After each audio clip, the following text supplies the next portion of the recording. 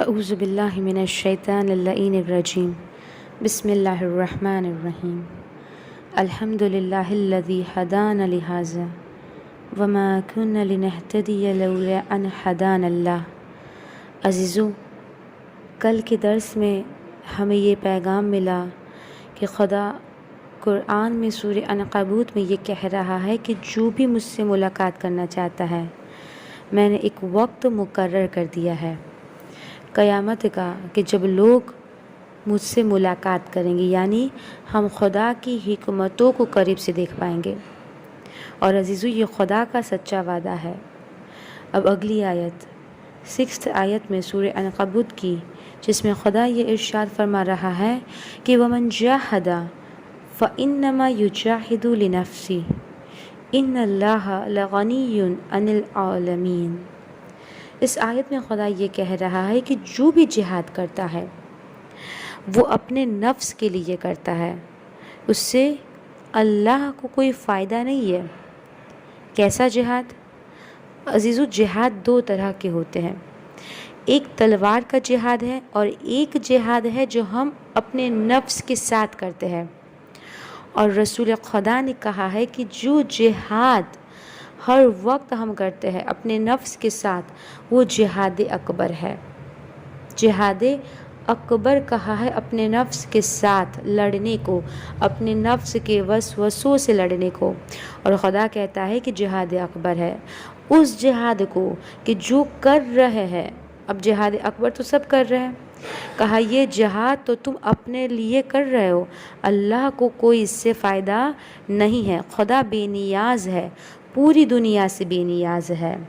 اب عزیزو، سورہ عنکبوت کی 7 آیت میں خدا یہ کہہ رہا ہے وَالَّذِينَ آمَنُوا وَعَمِلُوا الصَّالِحَاتِ لَنُكَفِّرَنَّ عَنْهُمْ سَيِّئَاتِهِمْ وَلَنَجْزِيَنَّهُمْ أَحْسَنَ الَّذِي كَانُوا يَعْمَلُونَ۔ عزیزو، یہ بہت اہم آیت ہے اور اس میں خدا نے زندگی کی حقیقت کو بیان کیا ہے۔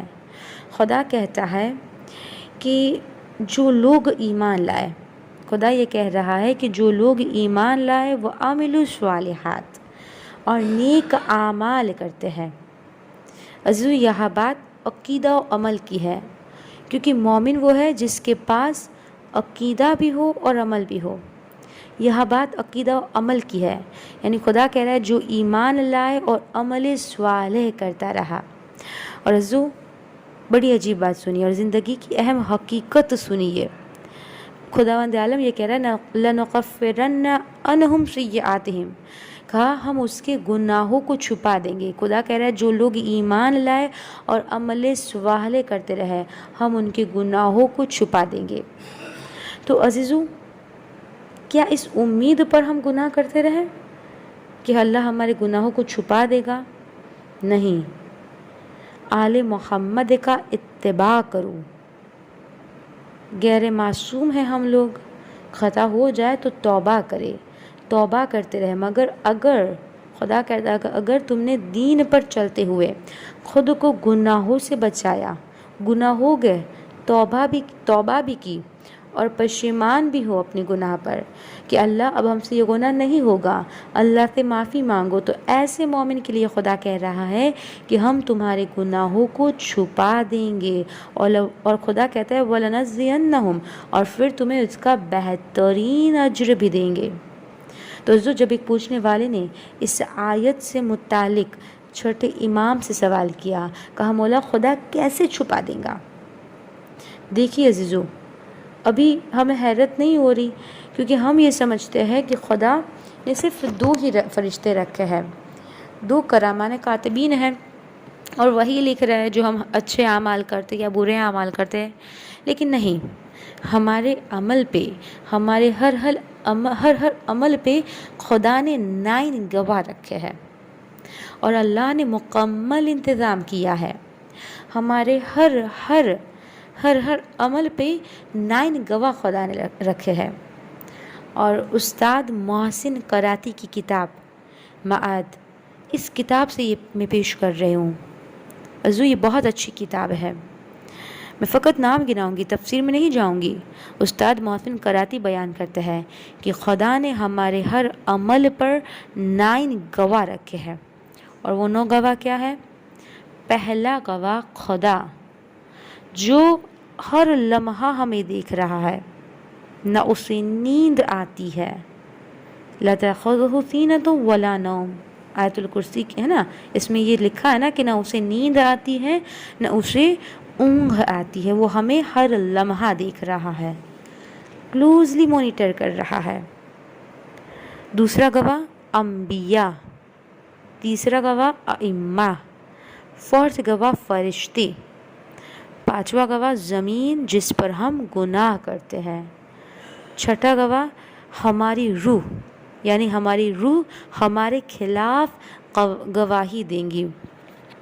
پھر اس کے بعد 7واں گواہ ہمارے اعضاء و بدن، وہ بھی ہمارے خلاف گواہی دیں گے۔ 8واں گواہ ہمارے عمل، اور آخری گواہ 9th گواہ زمانہ۔ اگر ہم نے صبح گناہ کیا تو وقت صبح بولیں گی، یعنی خدا صبح کو، وقت صبح کو ایک مجسم کر دے گا، ایک نورانی شکل میں بنا دے گا خدا۔ اور اگر شام کو یا رات کو اگر ہم نے گناہ کیا ہوگا تو وہ زمانہ یعنی وہ رات بولے گی، تو صبح گناہ کیا ہوگا تو صبح بولے گی، اور رات میں گناہ کیا ہوگا تو رات بولے گی۔ تو اللہ نے 9 گواہ رکھے ہیں۔ تو پوچھنے والے نے کہا کہ مولا، اللہ کیسے گناہوں کو چھپا دے گا؟ 9 گواہ ہے، اللہ کس کس سے چھپائے گا؟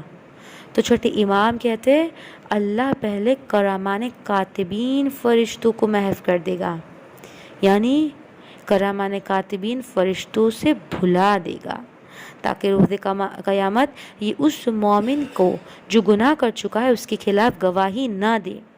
پھر اللہ ہمارے اعضاء و بدن کو حکم دے گا کہ میدان قیامت میں اس مومن کے خلاف خبردار گواہی نہ دینا، مت بتانا۔ پھر اللہ زمین کو، یعنی 8 گواہوں کو خدا کہہ دے گا کہ اس بندے مومن کے خلاف گواہی مت دینا۔ یعنی عزیزو کتنے فضل و کرم والا ہے خدا، ہم اس کے فضل و کرم کو کبھی محسوس ہی نہیں کرتے۔ ہم 5 وقت کی نمازیں پڑھ کے یہ سمجھتے ہیں کہ ہم نے جنت خرید لی۔ عزیزو یہ 5 وقت کی نمازیں ہماری بندگی کا اعتراف ہے، ہم اس کے بندے ہیں، ورنہ ہم اس کی رحمتوں کا، اس کے فضل و کرم کا، اس کے رحمتوں کا، اس کی نعمتوں کا کبھی بھی ہم بدلہ نہیں دے سکتے۔ ایسا خدا کہ اگر ہم، یعنی خدا کہتا ہے کہ تم میرے اہل بیت کے محمد اور آل محمد کے بتائے ہوئے طریقوں پر چلو گے تو میں سارے گناہوں کو چھپا دوں گا اور گواہوں کو منع کر دوں گا۔ کس طرح عزو خدا چھپا دیں گا ہمارے گناہوں کو۔ پھر خدا اگلی آیت میں یہ کہہ رہا ہے وَلَنَجْزِيَنَّهُمْ، اور میں اس کا بہترین اجر دوں گا۔ عزو اگر خدا اجر بھی نہ دینا تو یہ اجر کیا کم ہے کہ ہمارے گناہوں کو محو کر دے گا؟ کہا نہیں۔ یعنی عزو خدا یہ کہہ رہا ہے کہ میں بہترین اجر بھی دوں گا، یعنی چھپا تو دیں گا لیکن بہترین اجر بھی خدا دیں گا۔ اور بہترین اجر کیسے دیتا ہے؟ ایک عارف کا واقعہ بیان کروں گی۔ رجب علی خیاط، ایران میں رہنے والے ایک درجی، خیاط کہتے ہیں ٹیلر کو، اور رجب علی خیاط درجی تھے، اور ایران میں ان کی ایک چھوٹی سی شاپ تھی، کپڑے سیتے تھے، مگر اتنے نیک، اتنے باتقوا تھے، اتنے نمازی تھے کہ پروردگار عالم نے ان کی آنکھوں سے حجابات ہٹا دیے تھے، اور یہ کسی بھی شخص کا چہرہ دیکھ کر یہ بتا سکتے تھے کہ تم پریشان کیوں ہو، کیا خطا ہے تمہاری، یہ کسی بھی شخص کو چہرہ دیکھ کر اس کے مرحومین کے بارے میں بتا دیتے تھے۔ یعنی اللہ نے کتنا عطا کیا، کتنا بڑا اجر دیا، اور کیوں دیا؟ ملتا ہے کہ ایک مرتبہ ان کی ماں گھر میں عرش پکا رہی تھی۔ دیکھیے عزیزو، جیسے ہم لوگ حلیم پکاتے ہیں نا، ویسے ایرانیوں میں پکتا ہے عرش، جو حلیم کی طرح ہوتا ہے۔ اب رجب علی خیاط کو ان کی ماں نے عرش پکایا اور دیگچی میں نکالا گرم گرم، اور کہا رجب علی خیاط سے کہ بیٹا سامنے والا گھر میں یہ عرش دے آؤ۔ اب یہ جانا نہیں چاہتے تھے، کیوں؟ کیونکہ اس گھر میں ایک لڑکی تھی جو بہت بہت خراب قسم کی تھی، یعنی بہت خراب قسم کی عورت تھی، جو بہت رجب علی خیاط سے یعنی محبت وغیرہ کرتی تھی۔ اب رجب علی خیاط اس گھر میں جانا نہیں چاہتے تھے۔ کہا اماں میں نہیں جاؤں گا، میں اس گھر میں نہیں جاؤں گا۔ تو ماں نے کہا بیٹا بڑے نمازی پرہیزگار بنتے ہو اور ماں کی بات کو ٹھکرا رہے ہو، جاؤ لے کر جاؤ۔ اب ماں کا حکم تھا، خلاف ورزی کر نہیں سکتے تھے۔ اب رجب علی خیاط اٹھے، وہ دیگچی اٹھائی اور راستہ طے کرتے جا رہے اور امام زمانہ سے متوسل ہوئے۔ یا امام زمانہ کہا کہ یا امام زمانہ اے مولا میں 3 منت کے روزے رکھوں گا۔ اس لڑکی کی ماں گھر پر ہو کہ دروازے پر اس لڑکی کی ماں ہے اور میں دیگچی دے کے فوراً آ جاؤں۔ اب مسلسل وقت کے امام سے توسل کر رہے ہیں۔ عزیزو دیکھیے، ایک بات یہاں روک کے بیان کر دوں، خدا ہمارے ایمان کا امتحان لیتا ہے، کیونکہ سورہ عنکبوت کی پہلی آیتوں میں خدا کہہ رہا ہے کہ ہم امتحان لیں گے کہ تم اپنے دعوی ایمان میں کتنے سچے ہو۔ اب یہ مسلسل امام سے توسل کر رہے کہ مولا میں 3 روزے رکھوں گا۔ عزیزو کون کرتا ہے 3 روزے کا؟ کون یہ منتیں مانتا ہے کہ نامحرم کا ہاتھ ٹچ نہ ہو، کسی نامحرم سے غیر اخلاقی گفتگو نہ ہو؟ کہا مولا میں 3 روزے رکھوں گا، بس اس کی ماں گھر پہ ہو۔ اب جیسی اس گھر کے قریب پہنچے، دروازہ کھٹکھٹایا، وہ لڑکی باہر آئی اور اس کی ماں گھر پر نہیں تھی۔